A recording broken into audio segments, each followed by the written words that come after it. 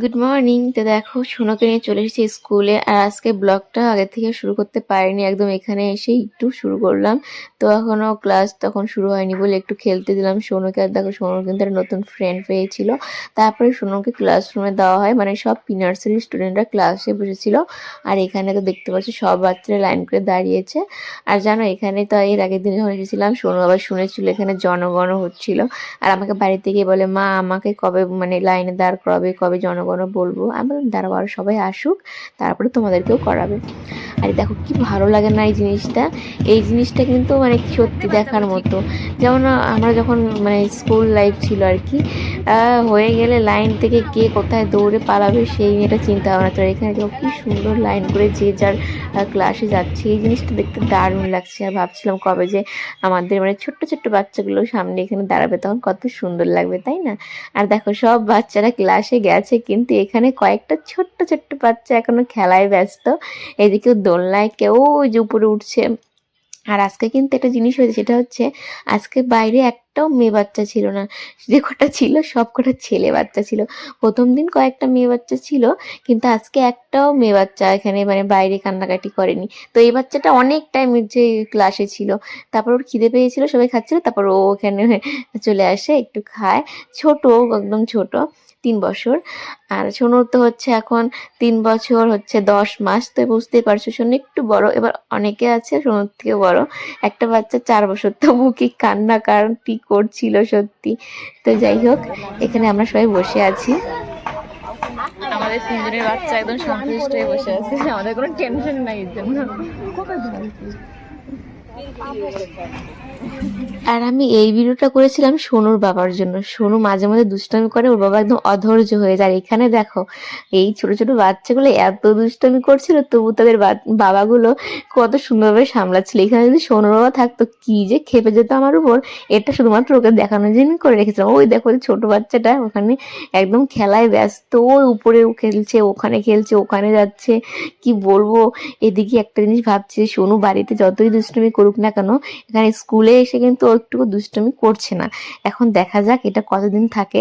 কিন্তু যদি শুধু চুপচাপ থাকলেও তো হবে না, এবার পড়াশোনাও করতে হবে। যারা নাকি এত চঞ্চল তারা নাকি পরে ভালো মতো পড়াশোনা করে, কিন্তু সোনু তো একদমই চুপচাপ আছে, ভগবান জানে সোনু কি করবে। এবার অনেকেই বলছে মেয়ে বাচ্চা তো এর জন্য ওরা মানে শান্ত। আর আমাদের মানে যারা ছেলে বাচ্চা তারা নাকি খুব দুষ্টুমি করে। তো দেখা যাক কি হয় পরে। কত ছোট্ট বাচ্চা দেখা যায়। ব্যাগটা বড় হয়ে গেছে, ব্যাগটা অনেক ঢিলা হয়ে গেছে। ও উঠবে, খেলনা উঠবে, খেলনায় উঠবে। ওরে বাবা, তুমি খেলবা এখন? ওই দেখো সোনুকে দেখো।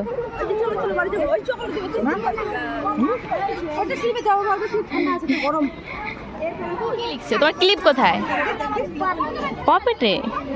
এই দেখো সোনু এখন খেলছে। কখন তে বসে ভাবছে কখন আসবে খেলবে না। সোনু দোলনায় বসবা? ওটা রোদ্রের মধ্যে, ওটা বসতে হবে না রোদ্রের মধ্যে। এবারে তুমি বসো, তোমার পড়ে যাবা কিন্তু এটাতে বসলে।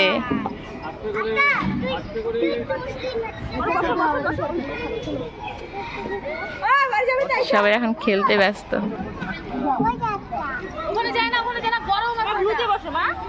দেখো এখন বাজে হচ্ছে দুপুর পাক্কা 12টা। 11টার দিকে বাড়িতে এসেছি। 1 ঘন্টার মধ্যে সোনুকে স্নান খাওয়ানো সব হয়ে গেছে। এখন বললাম সোনু একটু নিজে নিজে ঘুমাও, আমি এদিকে সবজি বানাচ্ছি। সকালবেলা ভাত আর হচ্ছে বাঁধাকপির ঘন্ট বানিয়ে খাওয়া দাওয়া করে সোনুকে খাইয়ে নিয়ে গেছিলাম। আর আগের দিন তো মাছ এনেছিল, মাছ আছে, তো ওটা দিয়ে বাঁধাকপির ঘন্ট বানিয়েছিলাম একটু মাছের মাথা দিয়ে। আর এখন মাছ রান্না করছি। আর আগের দিন দেখো তো বিয়ে বাড়ি থেকে সেই কত রাত্রেবেলা ঘুমিয়েছি, 12টার দিকে উঠেছি আজকে ভোর 5টার দিকে, 5টা না তখন 5:30টার মতো। তারপরে কাজকর্ম সেরে স্নান টান করে রান্না কি অবস্থা যে কদিন পরে পাগল হয়ে যাব। আসলে সোনুকে যদি ওর বাবা স্কুলে দিয়ে আসে আর ছুটির সময় নিয়ে আসে তাহলে আর কোনো অসুবিধা হবে না। তো ওরা তো একটু টাইম লাগবে, 1 মাস তো আমাকে এখানে থাকতেই হবে। সব বাচ্চার মা থাকবে, সোনুর মা থাকবে না, মনে মনে কষ্ট পাবে। এর জন্য যাচ্ছি। তো শুনে এমনিতে ঠিক আছে, কান্নাকাটি করে না, কিন্তু কোনো স্যার ম্যাম কিছু জিজ্ঞেস করলে সেটাও বলে না, হপ করে থাকে। এর জন্যে ভালো লাগে না। বাড়িতে এত চিৎকার চেঁচামেচি করে, আর ওখানে গিয়ে হপ, যেন কিছু বলতেই পারে না। আসলে একা থাকে অভ্যাস না, এই জন্য সেভাবে ওর সাথে কথা বলতে পারে না, আমরা ভয় পাই। তো দেখা যাক এটা কতদিনে ঠিক হয়, আশা করি আস্তে আস্তে ঠিক হয়ে যাবে। তো এখন রান্না করছি, তারপর একটু ঘুমোতে হবে, আবার বিকেলে পড়া আছে শুনুর, তাড়াতাড়ি রান্না বান্না শেষ করি। তো দেখো এখন বাজে হচ্ছে বিকেল 5টা, আর সোনুকে নিয়ে আজকে আমি ওখানে আর যাইনি, সোনুর বাবা ওকে টিউশনিতে নিয়ে গেছে আর আমি বাড়িতেই আছি। ভাবছি মানে একটু শুয়েছিলাম, ঘুমোতে পারিনি, ঘুমানোর সুযোগ আমার হয়নি। তো ভাবলাম যে ভিডিওগুলো এখন এডিট করি, রাত্রে একটু তাড়াতাড়ি ঘুমাবো। আর ভিডিও এডিট করতে যাচ্ছি, চোখ দিয়ে পুরো জল বেরিয়ে যাচ্ছে ঘুমে। এখন তো আর ঘুমানোও যাবে না, একটু পরে সন্ধ্যাবাতিই দিতে হবে। আর সন্ধ্যাবাতি দিয়ে একটু সোনুকে আবার আনতে যেতে হবে। দেখি, তো ঘুম পাচ্ছে না, মানে কি বলবো, চোখ খুলে থাকতে পারছি না। মানে ওই জন্য ভালো মতো ভিডিও করতে পারছি না, মানে এইরকম করে এখন আমাকে ব্লগ করতে হবে, কিছুদিন টাইম লাগবে সব কিছু আর কি, একটা অভ্যাস হতে আর কি, সোনুরও আমারও আর আমার ভিডিও করাও। তো দেখা যাক কতদিনে কি হয়। তো চলো, এখন কাজ আছে, কয়েকটা জিনিস সেলাই করতে হবে, টাইমই পাবো না এখন না করলে। তো চলো আগে ভিডিওটা এডিট করে শেষ করি। তো দেখো এখন বাজে হচ্ছে রাত 8টা, সব কাজ বাজে সমাপ্ত ঘটলো এখন। আর আজকে সোনুকে টিউশন থেকে আমি আনতে যাইনি, সোনুর বাবাই দিয়ে গেছে, এর জন্য এত কিছু তাড়াতাড়ি করতে পারলাম। রান্না রাত্রে, তারপরে কালকে সকালে কি মানে বানাবো সেগুলো সব রেডি করলাম। মানে এখন বানিয়েছিলাম হচ্ছে রুটি, আর সবজি তো ছিলই, দুপুরে বানিয়েছিলাম মাছের। আর হচ্ছে কালকে সকালে মানে দিন সকালে কি রান্না করব সেগুলো রেডি করলাম। আর দেখি এভাবে কতদিন চলে, মানে একটা অভ্যাস, নতুন একটা জিনিস, একটু অসুবিধা হচ্ছে প্রথম প্রথম, আর ধীরে ধীরে একদম সব মানে ঠিক হয়ে যাবে। তো চলো সোনুকে জিজ্ঞেস করি সোনুর স্কুলে কেমন লাগে, ঠিক আছে? শোনো, এদের তো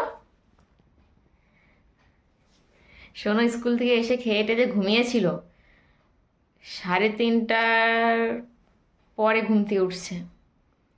আর এখন তাড়াতাড়ি ঘুম পাড়াবো, তাহলে সকালে তাড়াতাড়ি উঠবে। এবার সন্ধ্যা স্কুলে কেমন লাগে সেটা বল একটু, এদিকে। তো চলো সোনু এখন বলবে সোনুর স্কুলে কেমন লাগে, বলো কেমন লাগে স্কুলে? স্কুলে ভালো লাগে। আর ম্যামদের সাথে কথা বলো, ম্যামদের সাথে ভালো মতো কথা বলবা, ঠিক আছে? আর তুমি লিখে লিখে দেখাবা, তাহলে তোমাকে গুড গার্ল বলবে। সব ম্যাম স্যারের সাথে কথা বলতে হয়, হ্যাঁ? আজকে বলনি তুমি, তোমাকে বলতে বলছিল। আমি শুধু বলছিলাম, আমি ম্যামকে, তোমার ম্যামকে বলছিলাম কি জল বোতলটা একটু খুলে দাও তো খাবো, এটা বলছি, আর কিছু বলিনি। বলে কি আমার মনে হতো, মানে সোনদের স্কুলে আমার একটা ফ্রেন্ড আছে, আমরা একই টিউশনেতে পড়তাম, তো সোনদের ওটা ম্যাম, তো বলে কি আমার ম্যাম, ওটা আমার ফ্রেন্ড বান্ধবী, তোমার ম্যাম মানি, বুঝছো? বলে কি একটা মানে আছে না এরকম চাদর বাঁধে থাকে যে, ওরকম মানেটা না কি ছিল তো, এরকম করছিল বাচ্চারা কান্দে কান্দে। আমার কাছে না একটা মেয়ে না আমার কাছে না ডাক দিচ্ছিল। ও তাই, আচ্ছা ঠিক আছে। বোকা দেবো তো। আচ্ছা ঠিক আছে, আচ্ছা তুমি যে সব বাচ্চারা কান্না করে, তোমার কান্না পায় না দেখে? না, কান্না পায় না? আমি তো দেখি, সব সময় দেখি আমি। তোমার কান্না পায় না ওদের কান্না দেখে? না, আমার সামনে যদি কেউ কান্না করতো আমি তো কান্না করে দিতাম, তুমি তো কান্না করো না। ছোটবেলায় যে বান্ধবীর সঙ্গে পড়াশোনা করো, ওই যে বান্ধবী যখন ছোট ছিল, তুমি ছোট ছিল, পড়াশোনা করতো দুজনে, তারপর ম্যাম থাকে নাই, ম্যামও ছিল। যাই হোক, তাহলে স্কুলে গিয়ে ভালো মতো সবার সাথে মিশতে হয়, কথা বলতে হয়, পড়াশোনা করতে হয়, হ্যাঁ? এখন কি ম্যাম এখনো পড়ে? ম্যাম এখনো পড়ে। বড় আর হয়েও? হ্যাঁ, তা তোমার কান্না পায় না? তুমি গুড গার্ল, তাহলে তো মন দিয়ে পড়াশোনা করতে হবে। দিদিকে বলছি তো, বাচ্চারা সব কান্দে। তাই? তুমি বাচ্চা? বলেই দিছি। তুমি বাচ্চা না? না, তাহলে তুমি কি? আমি বড়। কত বড়? তুমি যে প্রত্যেক দিন স্কুল যাওয়ার সময় কান্না করো, আমি ভাত খাবো না, ভাত খাবো না, প্রত্যেক দিন ঘুম থেকে উঠে শোনো দুষ্টামি আবার করে। কিন্তু- ঘুম থেকে উঠে কান্না করবো না তো, দুষ্টামি করবো না তো?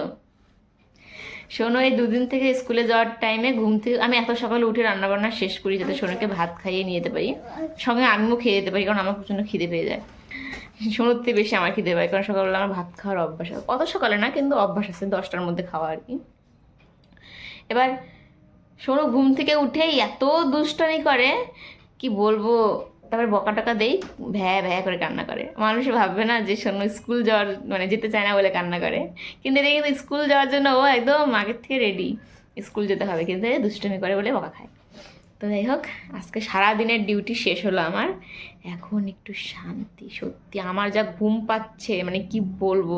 আজকে যদি আমি তাড়াতাড়ি করে না ঘুমাই, কালকে সকালে উঠতে পারবো না। আর এখন যেন কয়টা বাজে? এখন 8টা বাজে। শুলেই কি আর ঘুম পায় বলো?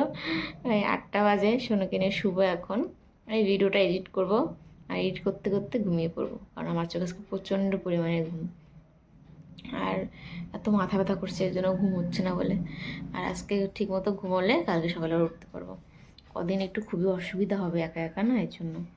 তো যাই হোক, চলো আজকের ব্লগটা হয়তো অনেকটাই বড় হয়ে গেল, তো চলো এই ব্লগটা এই পর্যন্ত রাখছি। যদি তোমাদের ভালো লাগে তাহলে অবশ্যই একটা লাইক করবে আর কমেন্ট করে জানাবে। তো চলো, সবাই ভালো থেকো, সুস্থ থেকো। এই জামাটা সোনাকে সোনার মানি দিয়েছে, তো কত ছোট হয়ে গেছে।